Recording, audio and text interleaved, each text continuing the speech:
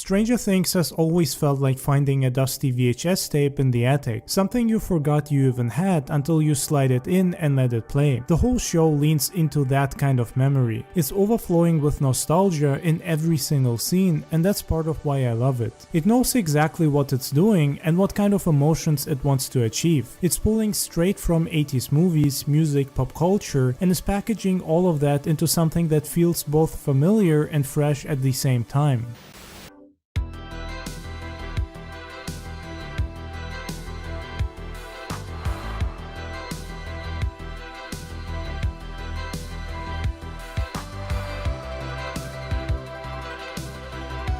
I think the town of Hawkins might be the best example of this. Every shot of that place feels like a mashup of every small town from 80s movies or TV shows, like the quiet streets, the wood-paneled basements, or the rundown arcades. Even the way the houses are lit at night reminds me of the kind of movies you'd rent at the video store and end up watching on a Friday night. It's not just set dressing, it feels like they dug up pieces of old memories and rebuilt them for the screen.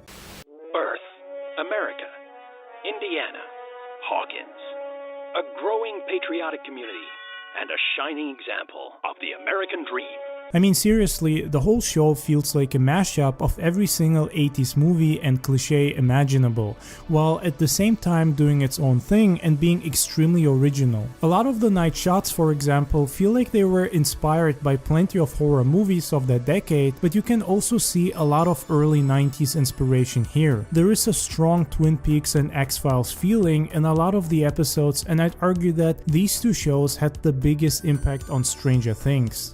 Nothing is what it seems. Diane, 11:30 a.m., February 24th. In a town like Twin Peaks, now available for the first time in a special edition DVD collection.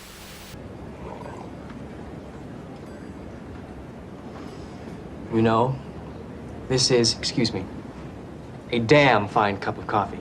This show probably wouldn't even exist without Twin Peaks and X-Files. Most people today don't realize just how influential those shows were and how much of modern pop culture, especially within the supernatural mystery genre, was shaped by them.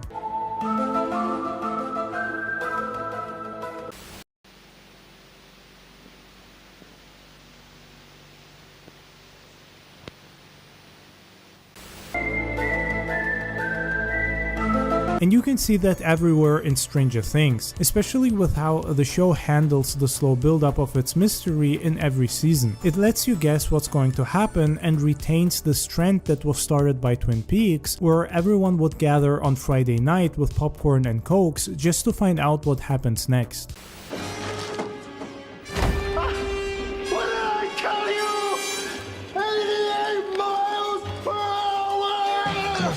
Whatever you do, don't go anywhere. Fine, Dad.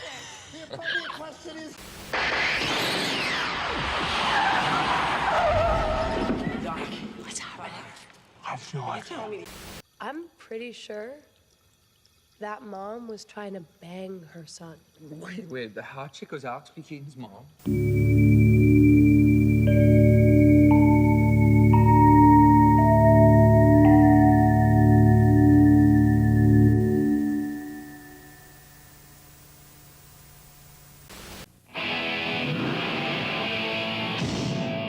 You've heard of raising spirits from the dead by incantations, right? I did that by playing a record backwards. These evil people have just got to be stopped. What have you done to your stereo? I wanted the new one. Trick or Treat, rated R. Starts Friday, October 24th at theaters everywhere. John Carpenter also clearly left a massive mark on Stranger Things because almost every shot feels like it could have been part of the Halloween franchise, The Thing, The Fog, or even Escape from New York. In fact, the first two seasons in particular clearly took a lot of inspiration from The Thing and The Fog. Monumental discovery.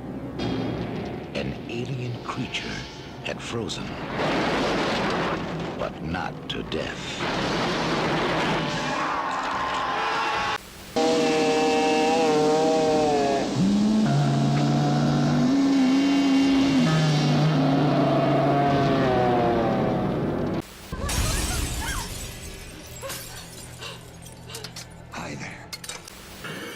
Here's Johnny.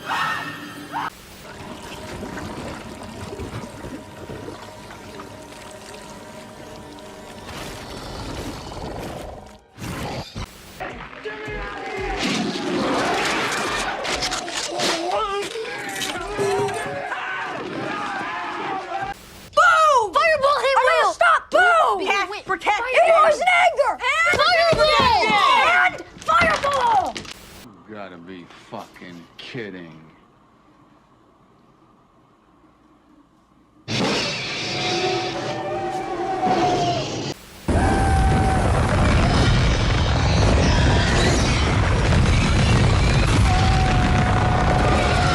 This Carpenter atmosphere stretches throughout the whole show. There is always an antagonist or danger that is unseen and feels like an unstoppable force. It always reminds me of Michael Myers from the Halloween franchise, and you could say that there are some similarities between Vecna in season 4 and Michael Myers. Their characters have nothing in common, but there is this sense of danger that is unstoppable. Michael gets beat up, shot and burned, but he always gets back up, and he does so in a calm, emotionless way, which is what makes him so creepy, because he doesn't scream, he doesn't insult or threaten you, he stays silent and just looks at you with his dead eyes and pale mask. The night he came home, when the deepest fears are made real, when the darkest nightmares come true, when the most courageous soul cowers in the face of evil. First time on TV, a modern horror classic from John Carpenter. Parental discretion advised. This film contains elements of shock and suspense. And now, Halloween, you won't be watching it alone. Even when he's stalking or unaliving someone, he does so without any emotions. Vecna clearly shows a lot more emotions and pleasure in chasing and taking out his victims, but he also has a Halloween-esque presence. And when he does get shot at the end of the season, that scene feels like it was ripped straight out of the first Halloween movie.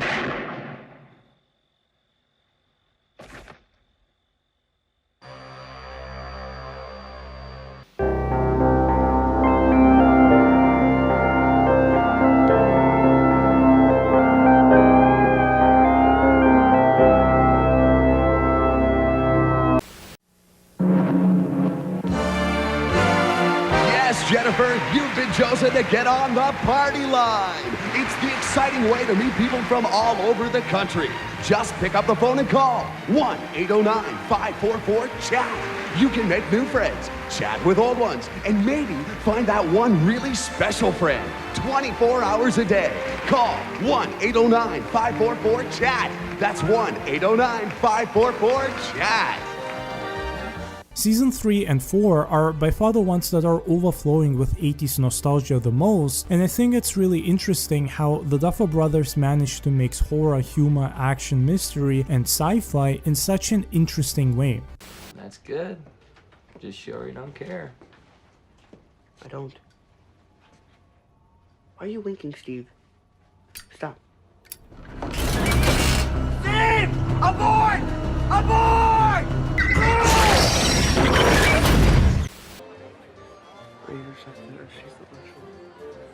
Just speak louder. I intercepted a secret Russian communication. Jeez, shh. Yeah, okay, that's what I thought you said.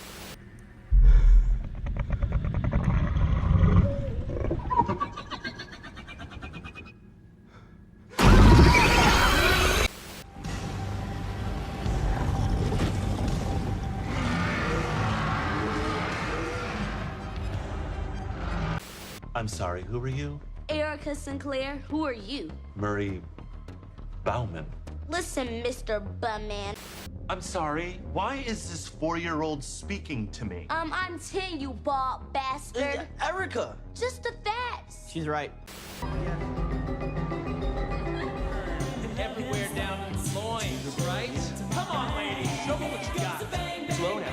I mean, seriously, one moment season 3 has characters that are literally a direct reference to the Terminator, and the next you see Lovecraftian monsters destroy neon-drenched malls. Not many shows or movies, especially modern ones, are able to mix so many different genres and themes and end up with a high-quality product.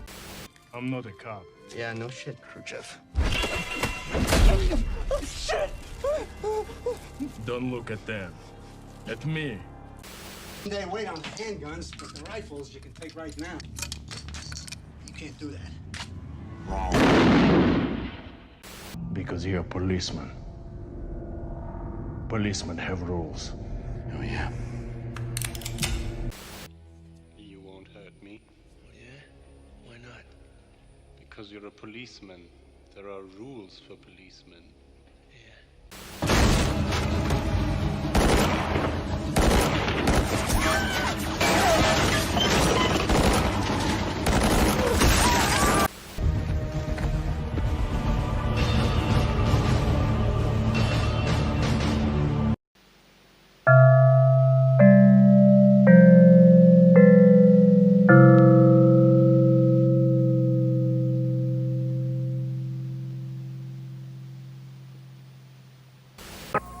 Coming soon on cable, your stereo and TV unite to bring you video music in stereo 24 hours a day.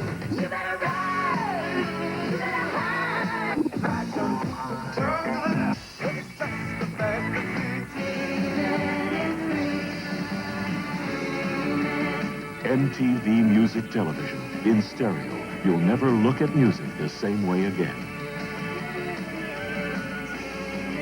The music in Stranger Things is just as important as all the 80s Easter eggs, the story or character building, in my opinion. Every season is filled with an amazing soundtrack, be it the show's own or licensed songs from the 70s and 80s.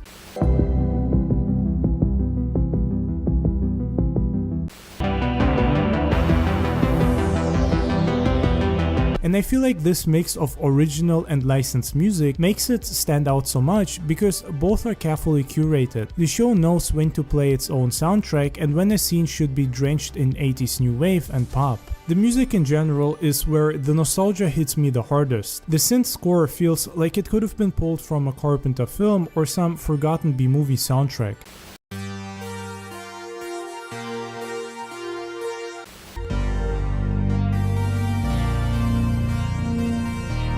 And I mean that in the best way possible. It hums under everything and makes the show feel alive in a way most modern TV doesn't. And these tracks don't just play in the background, they attach themselves to the characters, so now when I hear those songs outside of the show, they pull me right back into Hawkins. It's like the music rewired my brain, where now instead of connecting them to the real 80s, I think of the fake version created in the show and my mind jumps to Hawkins.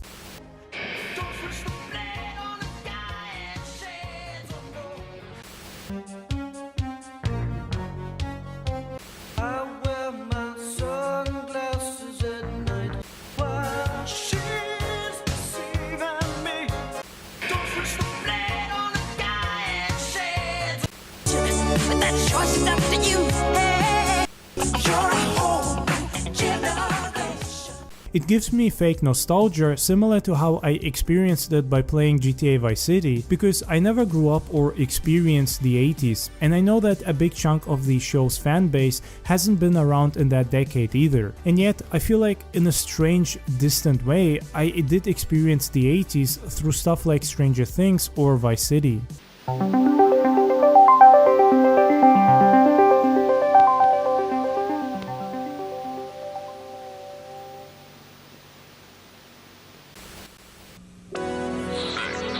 In our world of endless imagination, anything can happen. And those of you who wear Levi's jeans know what I'm talking about. Because anywhere our minds can go, we can follow too.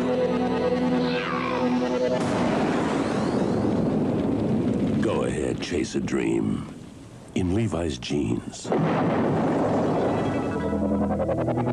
Is how the show borrows from old stories without being ashamed of it. I see the Goonies and the group of kids on bikes and Stand By Me. I see E.T. in the way 11 first shows up. I see bits of King, Carpenter and Romero stitched all over the place. And instead of feeling like cheap copy and paste, it feels like someone going back to their old tape collection and saying, these were the stories that shaped me and I want to share them again. And honestly, this gives the nostalgia weight. Proton blaster.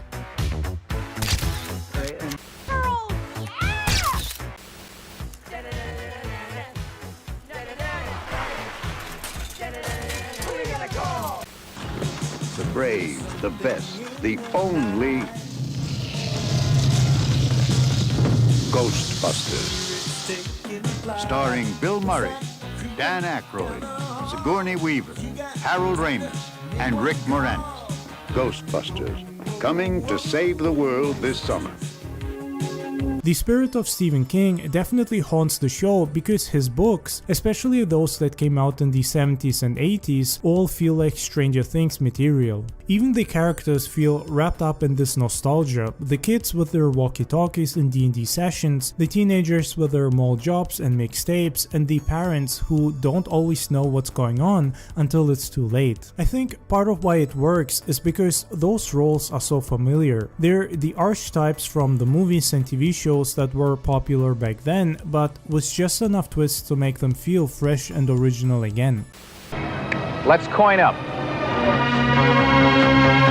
Enter the world of the Dragon's Lair. It's big news at most arcades these days because of its unique action. The screen transforms into another dimension, and the player controls the fate of a real character whose quest is to slay the dragon. She's incredible. She's Mad Max. Dragon's Lair, the fantasy adventure where you become a valiant knight on a quest to rescue the fair princess from the clutches of an evil dragon. You control the actions of a daring adventurer finding his way through the castle of a dark wizard who has enchanted it with treacherous monsters and obstacles. In the mysterious caverns below the castle, your odyssey continues against the awesome forces that oppose your efforts to reach the Dragon's Lair. Lead on, adventurer. Your quest awaits.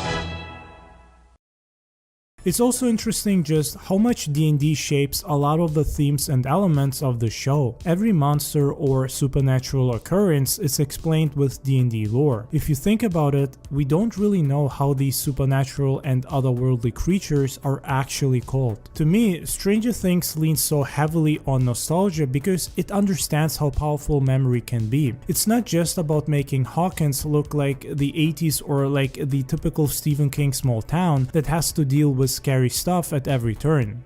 For some, it's the last real taste of innocence. I'm never gonna get out of this town, am I, Gory? You can do anything you want, man. And the first real taste of life. This is really a good time. The most. A blast. But for everyone, it's the time that memories are made of. So darling, stand by me. It's about how the show makes you feel when you see it. The neon glow, the sound of bikes cutting through a quiet neighborhood, or the buzz of an arcade machine. Those details stick in your head because they remind you of something, even if you didn't live through it. The show makes you believe you did. That's why Stranger Things feels so special to me, like an actual VHS tape from 1984. When I watch it, it doesn't feel like just another show that I'm binging. It's like rewinding an old tape from the 80s that somehow has all the best parts of the decade spliced into one story. A little messy, a little over the top, but packed with the kind of atmosphere that keeps you coming back. In my opinion, that's the real magic of it. It leans on nostalgia instead of dragging it down. It makes the whole thing timeless. Starcourt Mall is one of the finest shopping facilities in America and beyond. So come on down. And remember, Starcourt Mall has it all. Starcourt is an all-American subsidiary of Starcourt Industries and International Enterprise.